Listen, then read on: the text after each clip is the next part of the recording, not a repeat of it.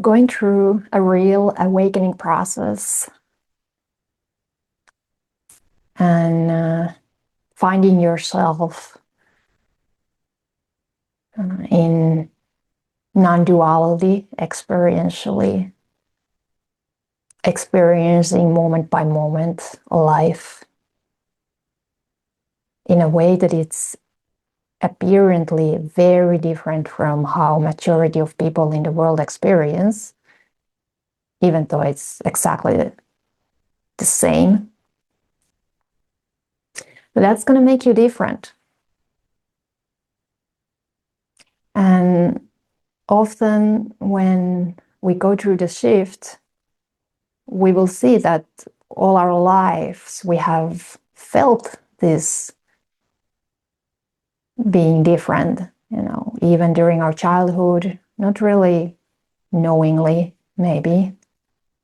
But if your life has been designed for awakening and liberation, somehow you've always known this. And in some way, you've probably never been really able to relate to the desires and aspirations and dreams that are driving the human behavior. Like somehow you've always been different in that sense. Maybe you tried to pursue them and it never worked out. And then the awakening happens and it makes total sense why it never worked out.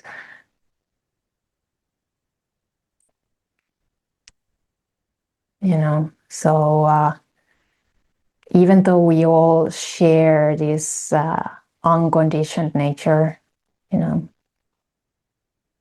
a sense that all sentient beings have that as a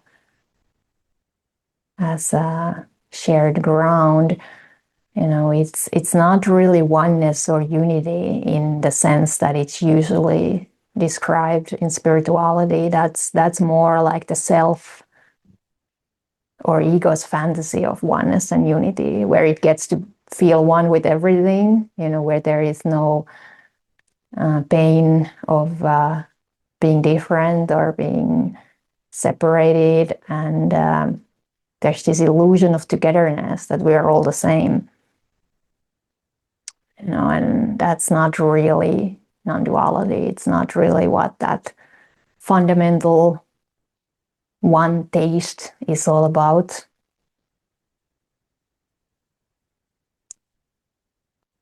Like if you really realize non-duality, you will, you will have to thoroughly take in the implications of what that means, that there is no other. You're never experiencing anything other but yourself, but there is no you in that experiencing. So in that sense, you're not even experiencing yourself. There's no one here. There's just this nothingness experiencing itself, but that's very, very different than how majority of people experience that, what's going on moment by moment. And vast amount of spirituality, they are not really about this, and people who are into those forms of spirituality, they don't want this, and they find this threatening. It's scary for them, the real awakening. It doesn't look like anything desirable, because many people are into spirituality because they feel they can get something out of it. It improves their lives in certain ways, maybe relieves a bit the suffering, gives them some meaning through spiritual worldviews and beliefs, and that's okay. But that's not even close to what real awakening process is about. So when this starts to happen for you, the first things that you're going to notice is that, you will not be understood by many people. Most people will not be able to relate to this process, like your friends, your family.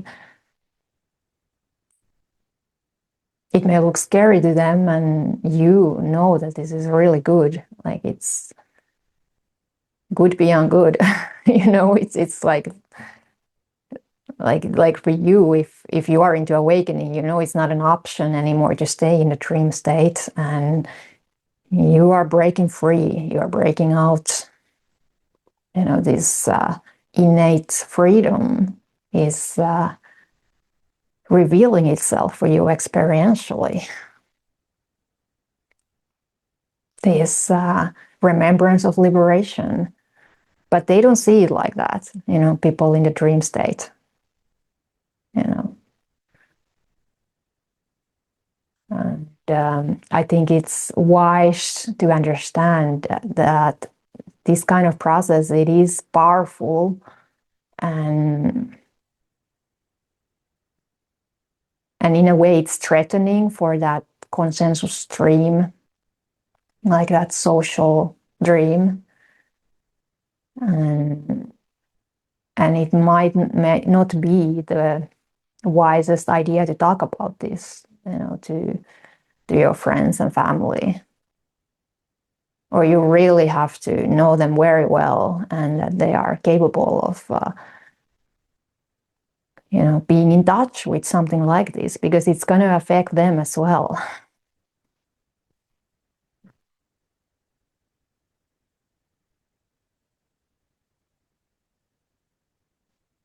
And luckily we have these days also spiritual communities that are genuinely oriented towards awakening, that offer support for awakening process. Usually they are not with the famous gurus, and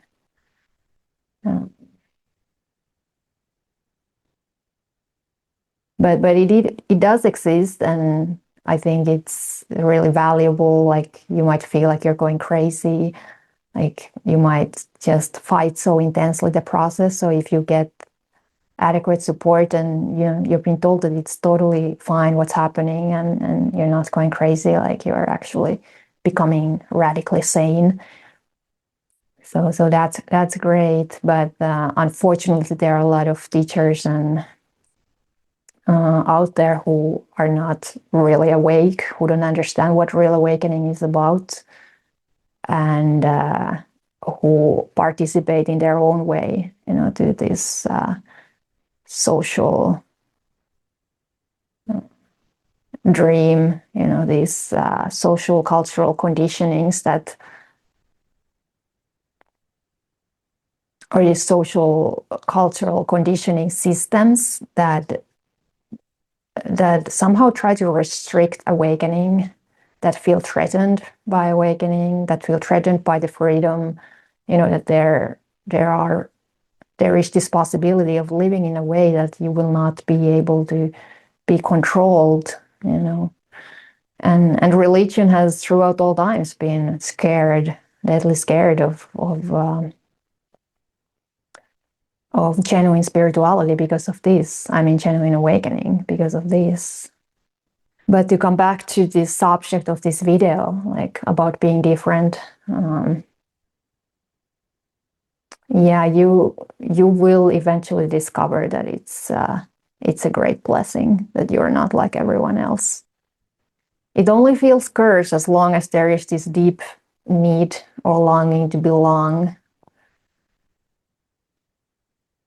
But that does come into a kind of resolution the more you do the shadow work, the more you are willing to integrate the childhood woundings and realize that it's only those parts of our psyche, that are looking for belonging like that, and the real belonging that they're looking for is this wholeness and integration that happens in your own being, when these aspects of the psyche that haven't been fully connected, to this autonomy of our own psyche, when they are finding their own place, and they find a way to speak their truth, they're being heard and they're being embraced and fully accepted all the way through, then you realize that you never were really longing for that approval from outside, but you've been searching for that approval and validation from outside, maybe from authority figures from outside, but they can never offer it because it's all the time being an invitation for discovering, that you have the authority that you have been looking for. And you have the courage and wisdom to walk your own path, not to be part of the masses, and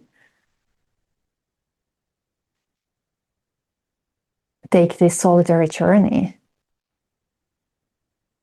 where all these interests that majority of people share, they just drop away, right? So it might be not that easy to connect with others. It might not be that easy to find like-minded people who share our deepest aspirations or who are able to accompany us on this path of liberation. But there are those type of people, very rare, but you'll meet them the more you are willing to let go, relationships that are not really in alignment with awakening, that restrict you for being who you are, and that are based on these dysfunctional coping strategies that are part of the consensus dream, the social dream, which is based on fear, where everybody is wearing a mask and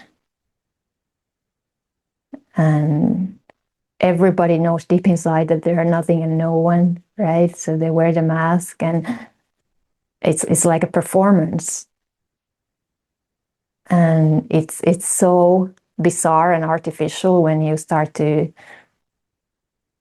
wake up to that, to see how most people are kind of possessed, by their person, by the false self.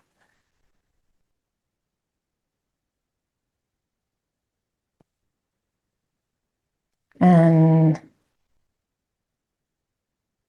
yeah, you will have to move through that fear. You will have to learn to recognize how that fear functions and how strong it can be, that biological fear of stepping outside of the dream, going thoroughly beyond what is considered to be this human experience.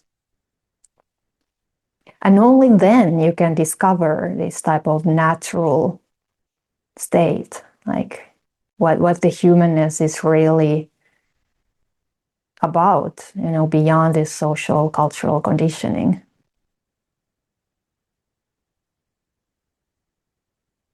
You'll discover your strengths in your authenticity.